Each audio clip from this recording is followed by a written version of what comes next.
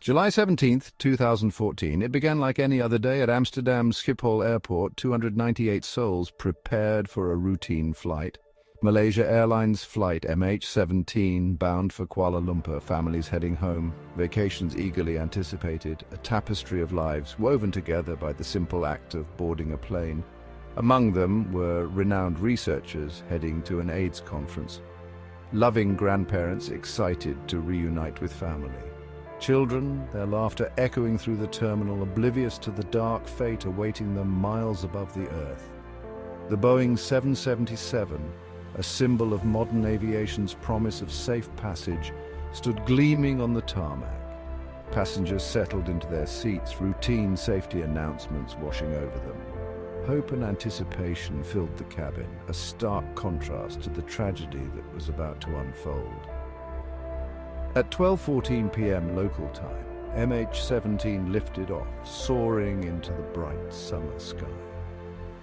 None aboard could have imagined that this ordinary day would end in unimaginable horror, forever etching their names into the annals of aviation history. Unbeknownst to the passengers on MH17, the world below was a tinderbox of tension. Eastern Ukraine was embroiled in a bitter conflict.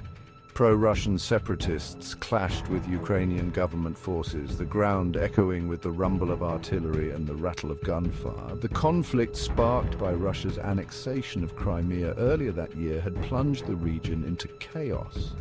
International observers expressed growing concern over the escalating violence and the use of increasingly sophisticated weaponry.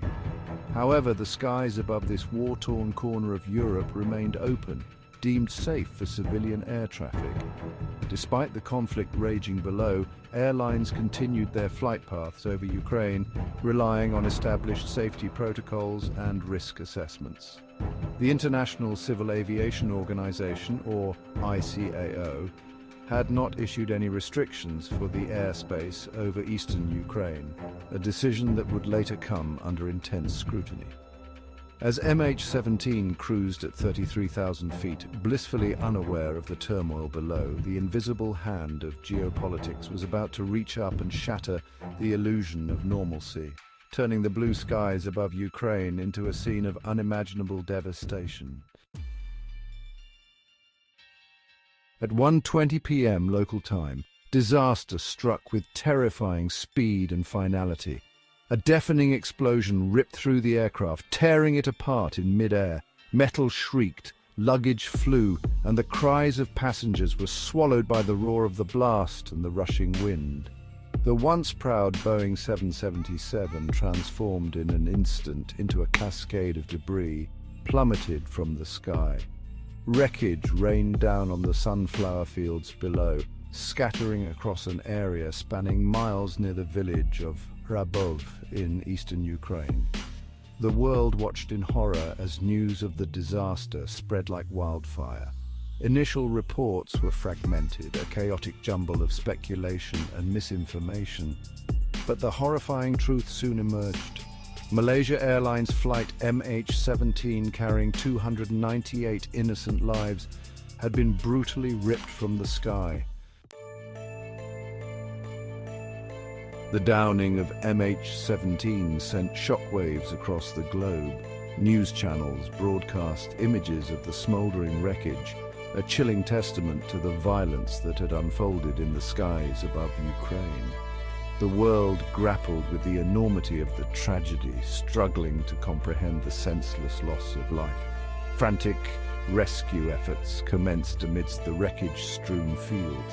Emergency responders combing through the debris field were met with a scene of unimaginable devastation. There were no survivors. The hopes of finding anyone alive amidst the wreckage quickly faded, replaced by the grim reality of the disaster. The international community reacted with a mixture of shock and outrage. World leaders expressed their condolences, condemning the attack and calling for a full and transparent investigation. The question on everyone's mind was, who was responsible for this horrific act? The images were just, heart-wrenching. We all watched in disbelief. asking ourselves how something like this could happen. The loss was it was incomprehensible. As the world reeled from the news, a different kind of agony unfolded in airports and homes across the globe. Families awaiting the arrival of loved ones were met with agonizing silence, their hopes shattered by the news that MH17 would never reach its destination. The faces of the victims beamed across news channels, told stories of lives cut tragically short. Parents on their way to visit children, students returning home from a semester abroad, children, their futures erased in an instant. Each empty seat on that flight represented a world shattered, a future extinguished. The grief was palpable, a heavy blanket of sorrow smothering the families left behind. The pain of their loss, etched on their faces, served as a stark reminder of the human cost of conflict and the devastating ripple effects of violence. In the wake of the tragedy, world leaders united in condemnation, expressing their outrage and sorrow. From Washington to Canberra, from Beijing to Brasilia, expressions of sympathy and solidarity poured in. The downing of MH17, a civilian airliner on a scheduled flight, was universally condemned as a barbaric act. The United Nations Security Council held an emergency meeting demanding a full and independent investigation into the incident. U.S. President Barack Obama, visibly shaken, called for a swift and thorough investigation, vowing to hold those responsible accountable. Leaders across Europe echoed these sentiments, their pronouncements laced with anger and grief. The focus quickly shifted to determining culpability and ensuring justice for the victims. The international community demanded answers, seeking to pierce the fog of war and uncover the truth behind the downing of MH17. The task of determining what happened to MH17 fell upon the shoulders of international investigators.